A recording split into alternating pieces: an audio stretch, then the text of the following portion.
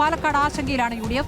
2021 സമാനമായ രീതിയിൽ കടുത്ത പോരാട്ടം മണ്ഡലത്തിൽ നടന്നുവെന്ന് തന്നെയാണ് കോൺഗ്രസിന്റെ വിലയിരുത്തൽ.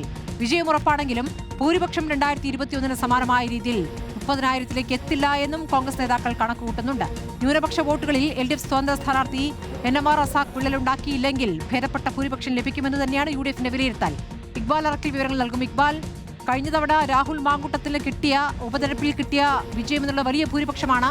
12,000-ലധികം വോട്ടിന്റെ ഭൂരിപക്ഷം എന്നുള്ളത് ഷാഫി പറമ്പിലിനേക്കാൾ വലിയ രീതിയിൽ ഉയർന്ന ഭൂരിപക്ഷമായിരുന്നു. പക്ഷെ പിന്നീടുണ്ടായ സംഭവവികാസങ്ങൾ അത് ഇപ്പോഴത്തെ സ്ഥാനാർത്ഥിയെ ബാധിക്കുമോ എന്നുള്ള ചോദ്യമാണല്ലോ ഉയരുന്നത്. അപ്പോൾ എന്താണ് UDFന്റെ അവസാനത്തെ വിലയിരുത്തൽ?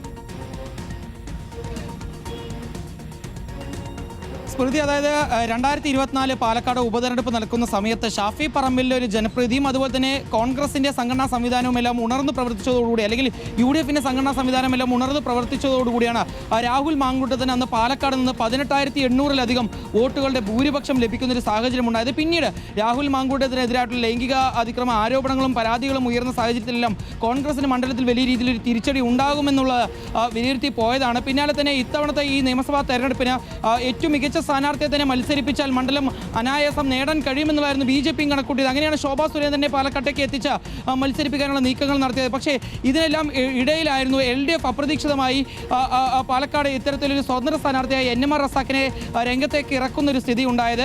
അനായാസം വിജയം ലക്ഷ്യം വെച്ചിരുന്ന കോൺഗ്രസിന് പക്ഷേ ഈ ന്യൂനപക്ഷ വോട്ടുകളിൽ NMR റസാഖ് ഒരു വിള്ളൽ ഉണ്ടാക്കാൻ കഴിയും എന്നുള്ള ഒരു സ്ഥാനാർത്ഥി തന്നെയാണ് എന്ന രീതിയിലുള്ള ഒരു ഭയം നേരത്തെ തന്നെ ഉണ്ടായിരുന്നു. ഇതിലും വോട്ടെടുപ്പ് കഴിഞ്ഞതിന് പിന്നാലെ നടത്തുന്ന വിലയിരുത്തലും UDF വലിയ രീതിയിലൊരു ആത്മവിശ്വാസം മണ്ഡലത്തിൽ പങ്കുവെക്കുന്നില്ല. കാരണം 2021 ഉണ്ടായിരുന്നത് പോലെ തന്നെ കടുത്ത തെരഞ്ഞെടുപ്പ് പോരാട്ടമാണ് പാലക്കാട് മണ്ഡലത്തിൽ ഉണ്ടായത്. ശ്രീധരൻ പിടിച്ച പോലെ തന്നെ വോട്ടുകൾ ശോഭാ സുരേന്ദ്രൻ പിടിക്കുകയും NMR റസാഖ് CPM അല്ലെങ്കിൽ LDFിൽ പിടിച്ചതിനേക്കാൾ കൂടുതൽ വോട്ടുകൾ നേടാൻ കഴിഞ്ഞാൽ അത് വലിയ രീതിയിൽ ക്ഷീണം ചെയ്യുമെന്നുള്ളതാണ് ഇപ്പോൾ UDF നേതാക്കൾ വിലയിരുത്തി പോവുകയും ചെയ്തിട്ടുള്ളത്. 2021 കോൺഗ്രസിന് അല്ലെങ്കിൽ UDFിന് ഏറ്റവും കുറഞ്ഞ ഭൂരിപക്ഷം പാലക്കാട് മണ്ഡലത്തിൽ നേരിടേണ്ടി വന്നത്. അവിടെ ശ്രീധരൻ മത്സരിക്കുന്ന കാലഘട്ടത്തിൽ 3,800 മാത്രമായിരുന്നു അന്ന് ഷാഫി പറമ്പിലെ ലീഡ് എന്ന് പറയുന്നത്.